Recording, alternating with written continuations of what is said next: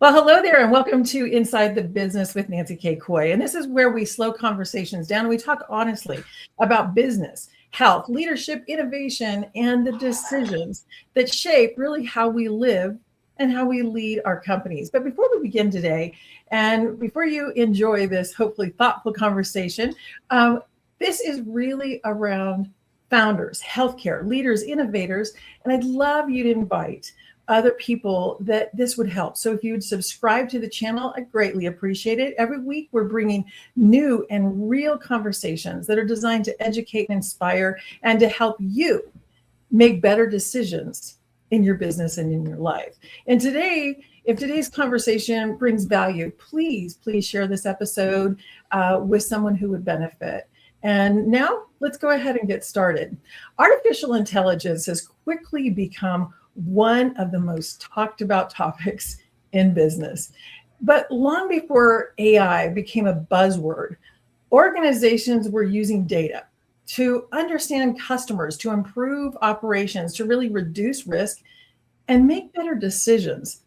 So what exactly is data analysis? Well, at its core, data analysis is the process of collecting information and identifying meaningful patterns and turning those insights into smarter business decisions. Well, today with AI, it makes that process so much faster and so much more powerful, but the goal remains the same: helping leaders make more informed decisions with confidence. So our guest today has spent more than a decade helping organizations do just that. So please welcome Trey Houston, the founder of Data Krill. Trey, welcome to the show. Hello. Happy to be here. Thank you, Nancy. Absolutely. So, Trey, tell us a little bit about Data Krill. So, Data Krill, I know the name is like, okay, that sounds very interesting. But Data Krill is essentially a growth intelligence firm that helps small and scaling businesses turn scattered data into predictable revenue. So we build systems behind growth like AI-powered lead generation, automated customer follow-up, performance dashboards, customer segmentation, and loyalty strategies. So instead of a business owner, let's say, guessing where the next customer is coming from, we help them understand who to target, how to reach them, and what exactly is driving sales and how to keep those customers coming back. So at the end of the day, we use AI, analytics, automation, the whole gamut to help businesses acquire customers more consistently, make smarter decisions, and without really adding unnecessary complexity. Excellent. You and I have talked about this before. And one of the things that I absolutely love that you shared with me was that data analytics, and it helps people make smarter decisions. But what you're doing today is you're doing this for small and medium-sized businesses, where it's usually the bigger businesses that afford data analytics, where a lot of smarter business owners say, gosh, I could never afford that. So help us understand, what problems are you solving for small and medium-sized businesses today? Yeah, so great question. So I like to lead with, our value is not that, we just know AI.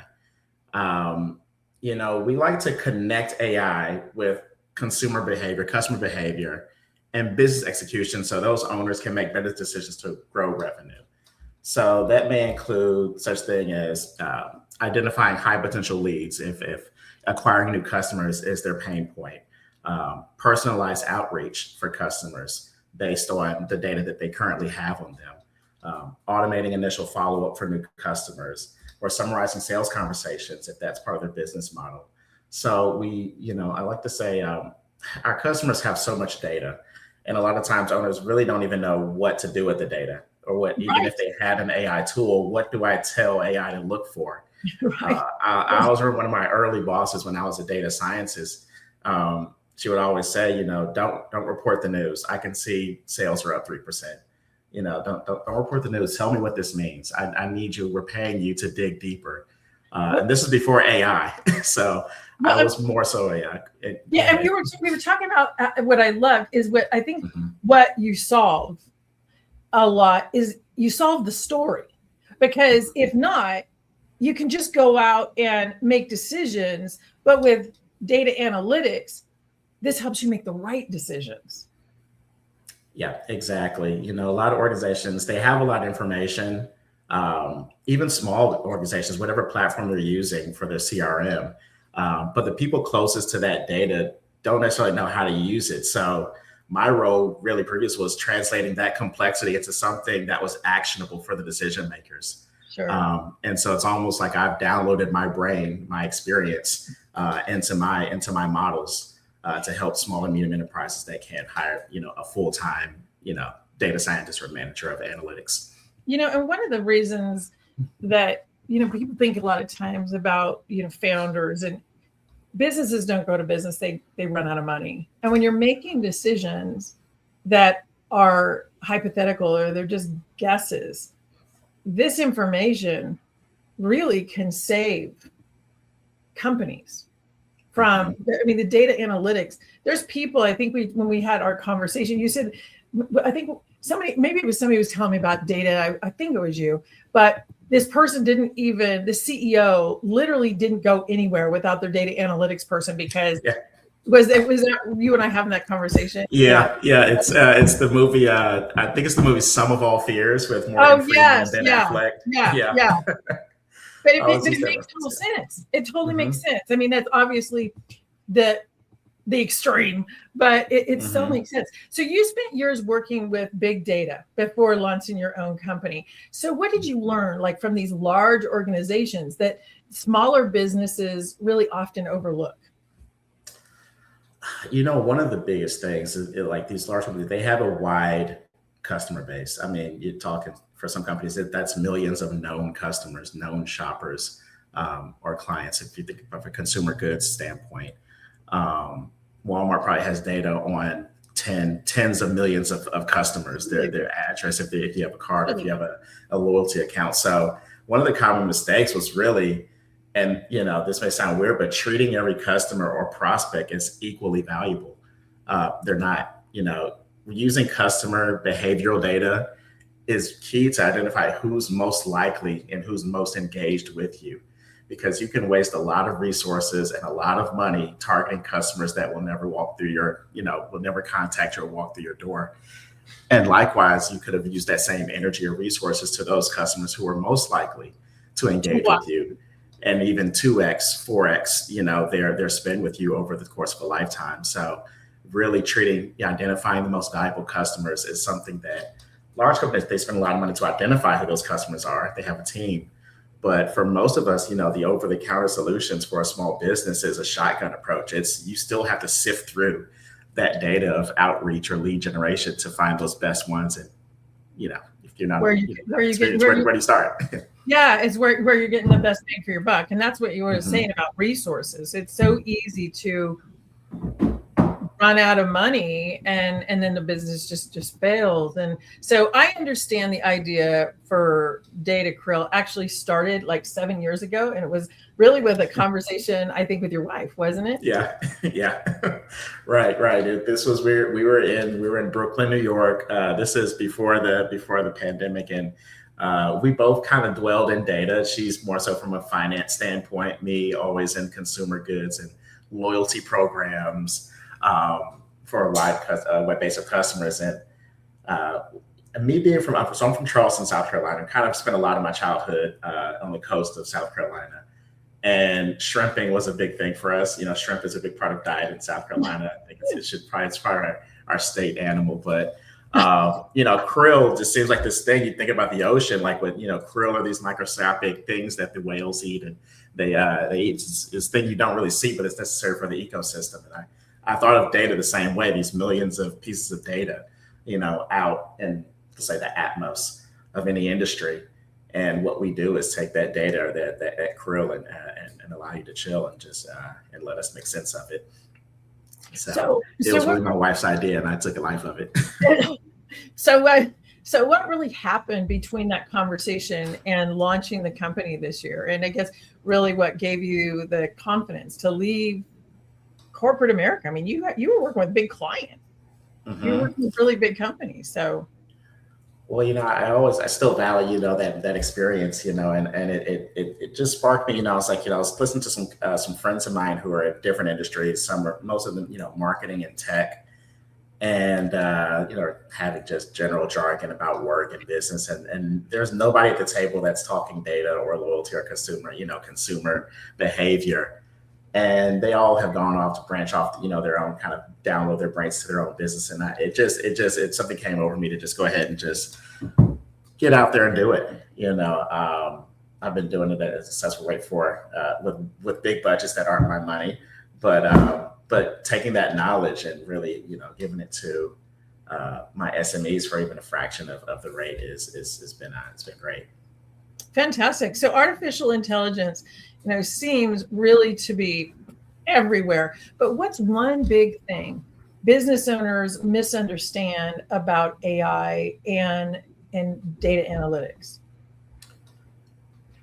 One thing I say, it's AI can't replace accountability.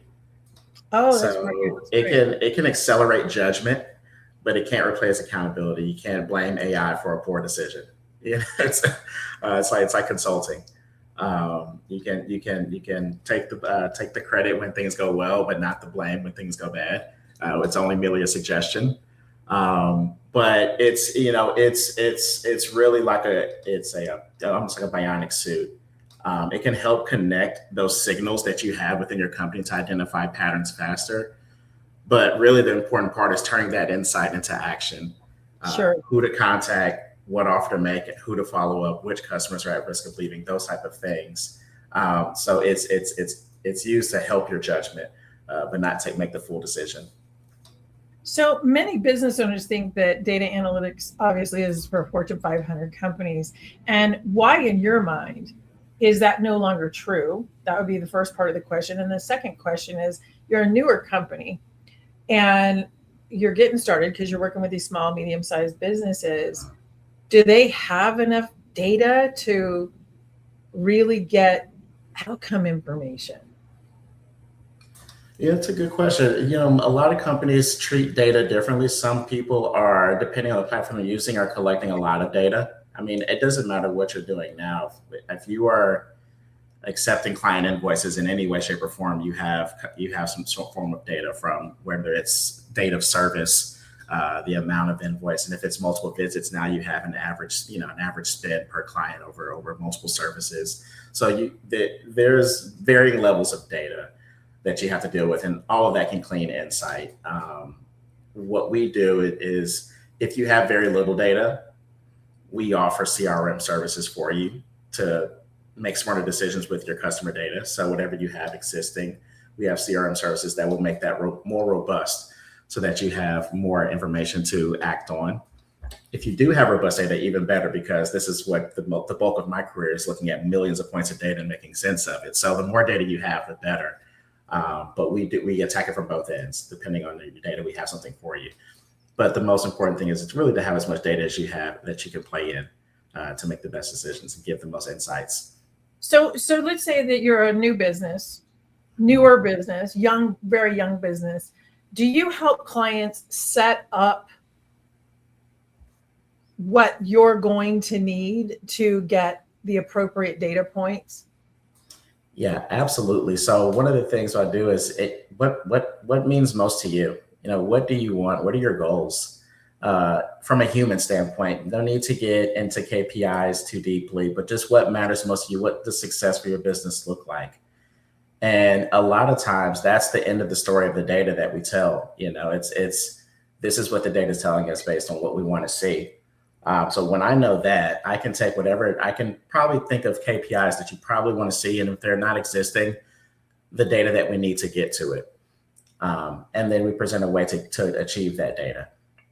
But it really starts from how do you want this story to end? What is it that you want to see? What is success for you? And just your words, and don't think too businessy about it. Just tell me what you want to see.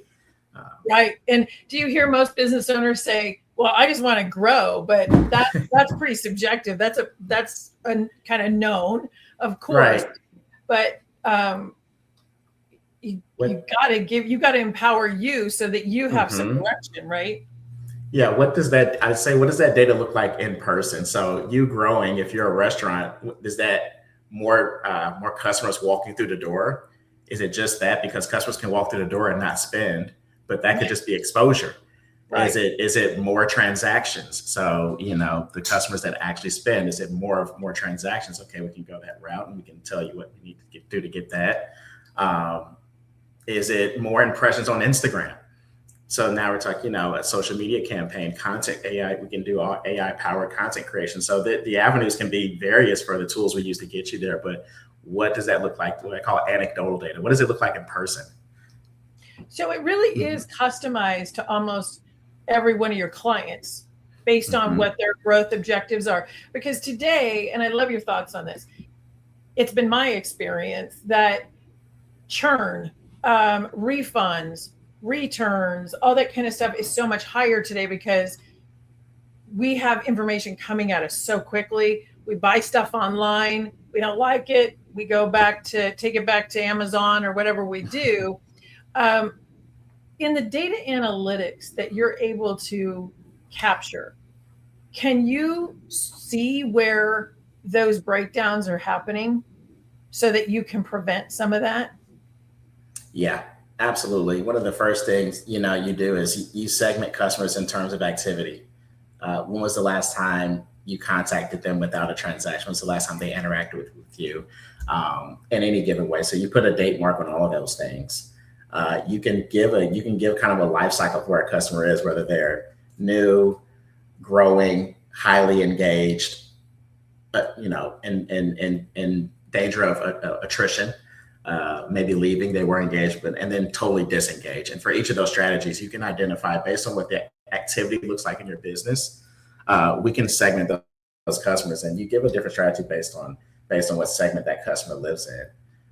But I think that's one of the most important things of keeping your customers retained and keeping them like at that peak climax activity with your business. So here, I'm kind of scrolling a little bit because I'm so intrigued by this data, because I've always said data is gold. And so the fact that you know how to decipher this is incredible. So you get this data, you are able to analyze it. And for the smaller business owner, you can tell them what's going on, but do you work with them to help solve, I guess, the bottlenecks or the story problems or the storylines that are, because this is, I mean, you're creating a story. You're basically telling them, this is what the data is telling us. So do you help them solve that? Because I know, being a busy CEO myself and busy building companies as a founder, albeit how incredible the data is, what do I do with it? Right? What do I do with it? What do I do now? Yes, think of me as really your private investigator at first. I am the one to bring the truth to you. What that action may be. It may not involve my services. Maybe that, hey, may need a fractional CFO to solve this issue. But I think what we do is just shed light and make sense of your data for you to make the best decisions. Now, from a loyalty standpoint, if it involves loyalty and customer engagement, that's something we have a full ecosystem to create for you from a loyalty standpoint and customer retention and engagement. But it can uncover a host of things based on your industry that may require different expertise, so to speak. But the value is that what we uncovered for you. And what I love is it's not static. I think that's where I had, you shed so much light on that for me, because I was just under the impression that, okay, data fill, data in, data out. And I've heard that saying a million times, but you are able to use different tools to evaluate what's really going on. So it's really not static. It's really designed for each individual client based on, like you said, their needs. Or are they trying to grow? Are they trying to, you can scale one way, you can scale another, but the information that you're providing helps them to scale appropriately. Is that fair to say?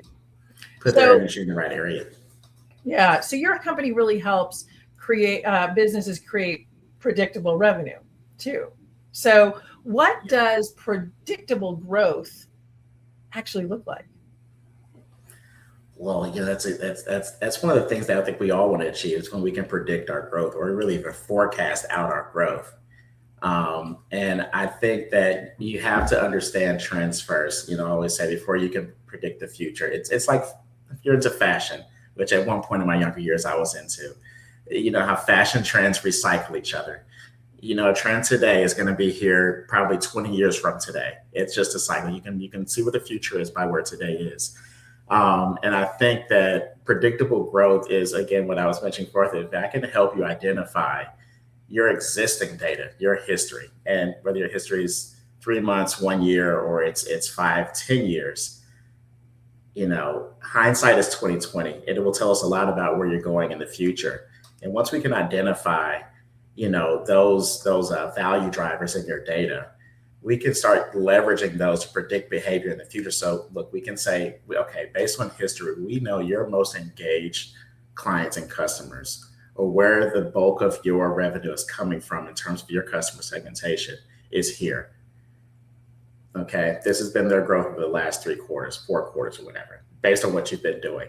Okay, now if we do that, we can do some A/B testing on some other things we can offer to really drive their engagement even higher. And then when you start identifying those segments and understanding their history, you can see the KPIs where they differ, right? And then you can start attacking those KPIs to drive growth and up let's say, the engagement funnel in your CRM. Have you ever had clients that look at the information after you shared your story and they're like deer in the headlights? They're totally shocked, like with what you're telling them. Are they usually pretty like, oh, this is confirmation. Mm-hmm. But yeah, it is kind of deer in the headlights, or what? Yeah. I mean, the most common one is it's the ones I talk about. It's the most engaged customer. It's like they have a segment, right? And the top segment is always whatever your benchmark is for that most engaged customer to infinity, right? So if it's, let's say, a customer, I don't know, let's say if you're a restaurant, a customer that is 10 visits a year is your top customer. That's let's say your platinum, whatever level, whatever your top level is, right? 10 visits or more, you get this level. Well, what about the customers that have 50 visits? They're going to get the same treatment as your customers with just 10. That's when you start looking like, well, sir, you have these like 5 clients here who have worked 10 projects with you, and the rest have worked 2 and 5 that you're bucketing them with. It may be time to start maybe identifying, doing something special for these customers. It's always the top. It's like, wow, we've been neglecting this most engaged customers looking at us right in the face saying, hey, I love what you're doing. My behavior is showing you that I'm already yours. You can give them more, and then they can lift the tide for all of your customers. That's a great point, because we get it. Like, I think it's great to be able to identify who is really moving the needle and the timelines, right? This is, I think it would be such an eye opener for me too. So one lesson you shared that really, really stood out with me when we talked was, you said, don't bite off more than you can chew. Tell us the story behind that lesson. Oh, wow. Well, I guess when you're swimming in data, it's very easy to get into the weeds and start spinning your wheels, just swimming around in relatively irrelevant data.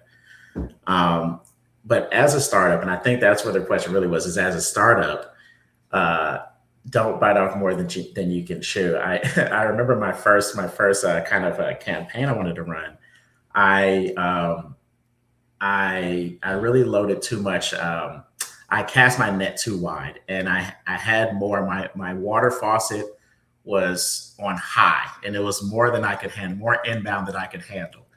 And I wasn't able to give the attention to understanding, new prospects as much as I wanted to, because I was just not controlling my inflow as a startup founder, one employee. So patience, I think, is one of the first things I learned as an early entrepreneur. Don't bite off more than you can chew. Handle what you can handle, and then scale from there, right? Because it can happen at all levels. You can And all of a sudden get way more customer base. One viral post on Instagram, and there's lines outside your door that you weren't prepared, a customer influx that your operations not prepared to handle. You know what I mean? And here you are having to think about how you address that after the fact. yeah. So And you don't want to have to do that, right? Because it's really hard to go back and get customers if it hasn't been a great experience. So another thing you shared with me that really resonated was you said entrepreneurs don't wake up every morning with people necessarily cheering them on. And how did you learn to become the source of your own motivation as a startup founder? Yeah, I mean, you gotta have to. Again, it's being an entrepreneur already is something that 90% of people don't even get a chance to. It's a decision that they don't get to. It's a lot of it's scary, but once you make that decision, for me, it's constantly reminding myself why I started Data Krill, why I want to help small and medium enterprises. Because you're right, some days you're tired, or you're up until 4 a.m. working on a client project the morning before, and you're back up with a 9 a.m. Meeting, right? So with on 3 hours of sleep, and you have to put on the face, but you remind yourself why. And I think if your why is strong enough, and it should always be strong if you're going to go into entrepreneurship, it should be based on something more than just financial or recognition. It should be something that you're passionate about, and if it's strong enough, that should carry you through most days. And sometimes it's just pure old willpower. It is.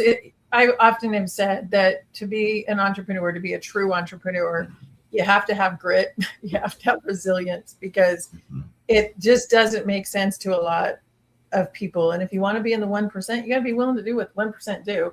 And most people aren't going to do what we do, which is sometimes work till crazy hours on the weekends. And you end up giving up a lot. I mean, the rewards are great, and I wouldn't want to do anything else, but I understand that. So one of the themes in my book, Stop Selling Damn It, is that better conversations create better outcomes. People don't want to be sold. They want to feel understood. Can data really help businesses understand their customers better? And I think you're saying they are, but I'd love you to comment on that. Oh yeah.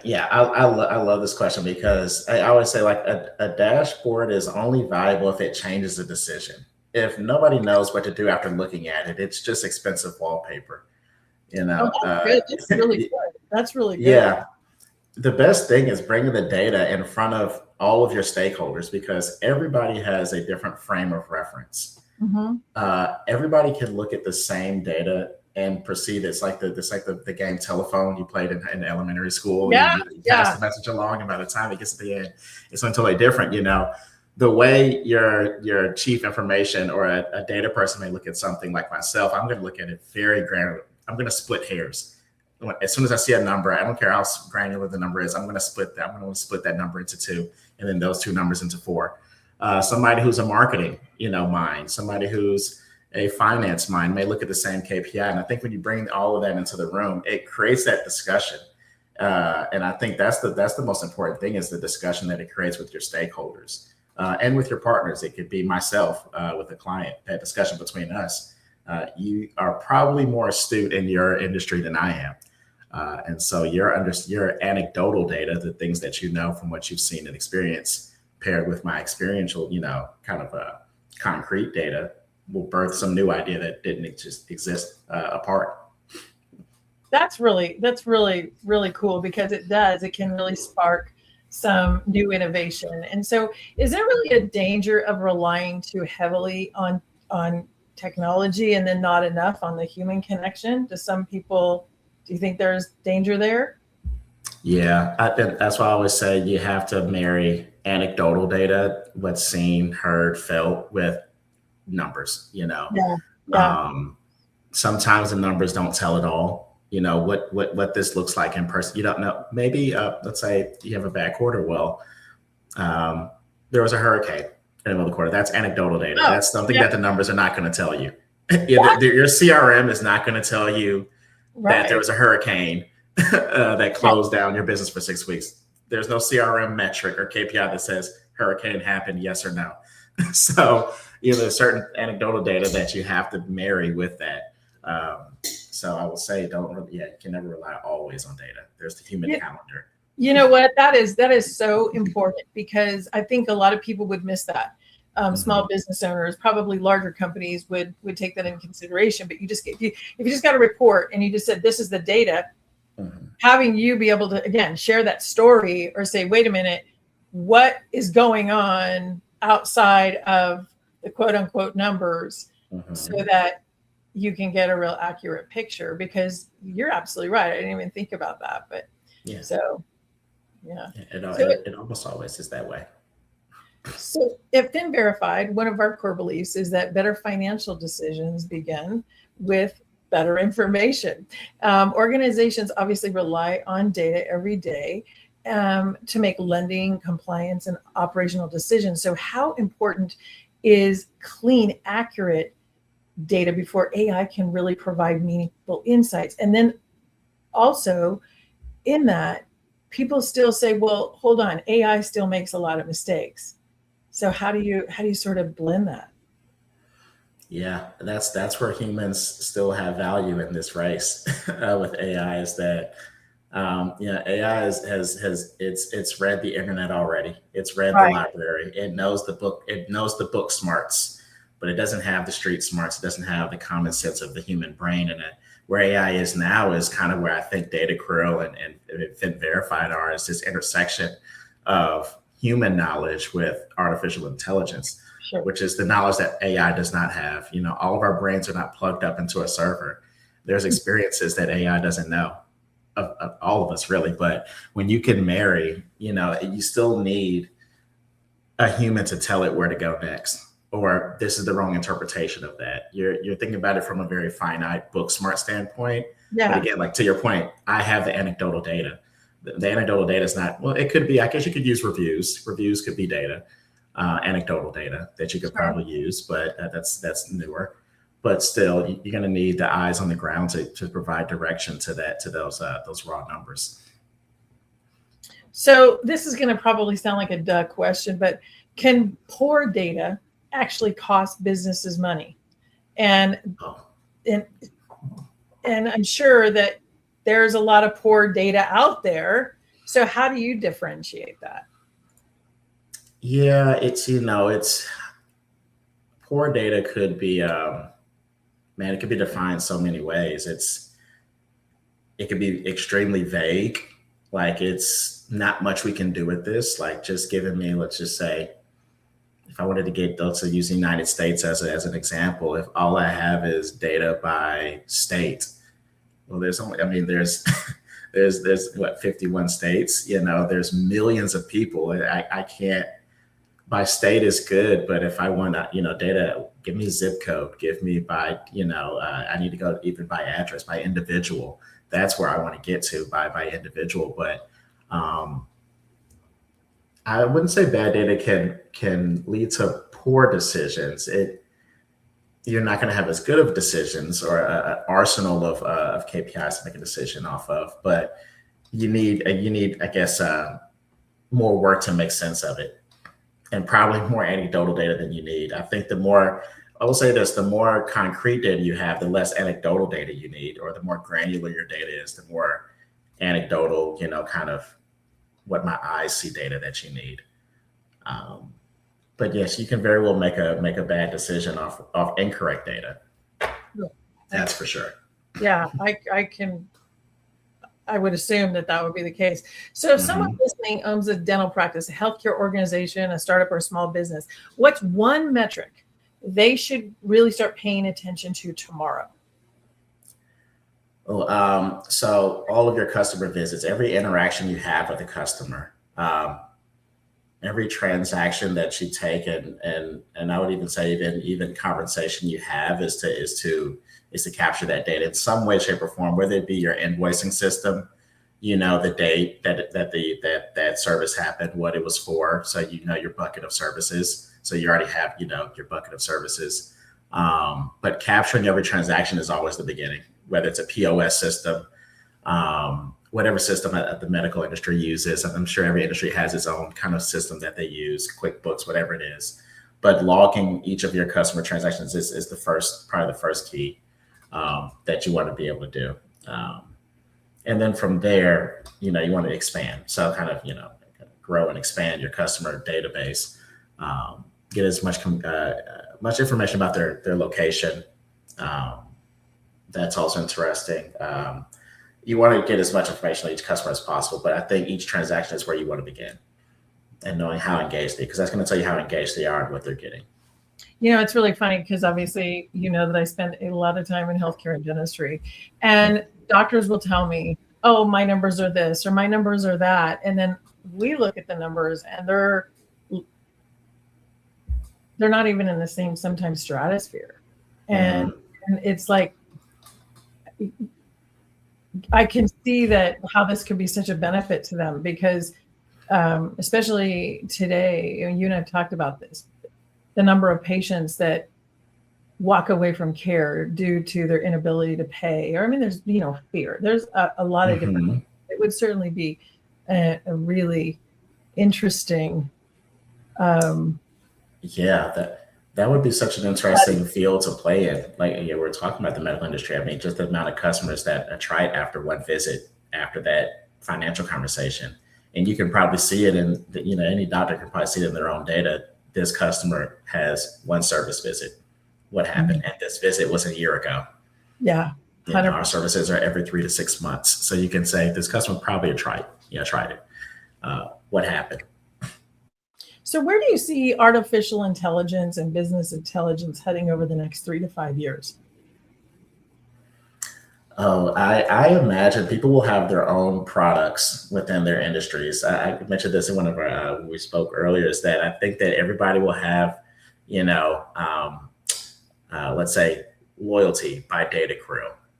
This is a product you can download your CRM into, and it provides a certain product so that each business will have a certain product that is AI driven, where they've downloaded their business's brain, their business's service to an AI product that they can plug and play and sell to customers. So you need customer scheduling solutions. Here's our model. You need barbecue recipes. Here's recipes from the brain of Bobby Flay, and he's selling his knowledge and what he would do in this instance on the barbecue. So I think Data Krill and many businesses will take their businesses, especially like, SaaS and where services is actually your product, having a tangible product that you can sell that's mirrored with your AI, downloaded and sold like a cassette tape. And a lot of people that might be listening are going, what's the cassette tape? Well, sorry, I'm aging myself. I'm a millennial. I was on the cusp of it. So yeah, well, there will be that 8-track tape, CDs. Be like, well, that's how you listen to music back in the day. Or you wanted to tape a conversation, right? So perfect segue. So outside of business, you are an avid chef. So what is your favorite meal to prepare? Oh man, that's always a hard one when I mention that. I'm always for dishes that are difficult. Me being a data scientist, I'm into technique. So I will say some of the most difficult dishes I've made that are my favorite is beef Wellington. Oh wow, that is good. It's hard to get the ingredients, number one, the traditional way, and it's very delicate to make. And bolognese is it's fun because it takes so long to make, and it includes a bottle of red good red wine. So you can use it half, most of the bottles to cook, but you can also have some as well. But those are probably my two favorite things to cook. And then if you have enough wine, the food's always going to taste good, right? Yeah, exactly. Absolutely. But yeah, there's definitely correlation for me and data and me and cooking. Instructions and ingredients. And yeah, it sounds like, you're pretty good at that stuff. So where can people connect with you, Krill, and learn more about Data Krill? Trey, what did I say? Krill? Sorry about that. Data Krill. Where can people connect with you, Trey, to learn more about Data Krill? Yeah, so you can find me on LinkedIn. Our services are there. And also you can email me at thouston@datakrillai.com. Also on Fantastic. Instagram at Data Krill AI. Fantastic. So I was so intrigued with when we spent some time together and all the great things that the outcomes that you can provide for customers. And I do think that people are really outcome driven today. They really want solid outcomes. So and they need direction to get that. So Trey, thank you so much for joining me today. And I appreciate your willingness to share your story and your perspective on how businesses and data and really artificial intelligence can help businesses make smarter decisions and really create meaningful growth. Absolutely. Anytime, Nancy. Glad to be on. Well, I wish you continued success with Data Krill because I think you're going to do fantastic. And thank you to everyone joining us today for another episode of Inside the Business with Nancy K. Coy. If today's conversation brought you value, please take a moment to share the episode with some of your friends or someone it might help build their business. And so that you never never miss a conversation, please make sure again that you subscribe to the channel each week. Now we're sitting down with founders, entrepreneurs, healthcare leaders, innovators, and solving real problems and sharing really practical wisdom and information that really can help build your business and move your business forward. If you know someone who would benefit again from today's discussion, I'd be honored if you'd share this episode with them. And to learn more about my work, you can find me at nancykcoy.com, where you'll find information about my book, Stop Selling, Damn It, my work at Been Verified, speaking engagements, consulting, and additional resources designed to really help leaders create better conversations and better outcomes. Well, I'm Nancy K. Coy. Thank you again for joining me. And remember, every great conversation starts with the desire for an outcome. All right. Make it a great day. Talk to you soon. Bye for now.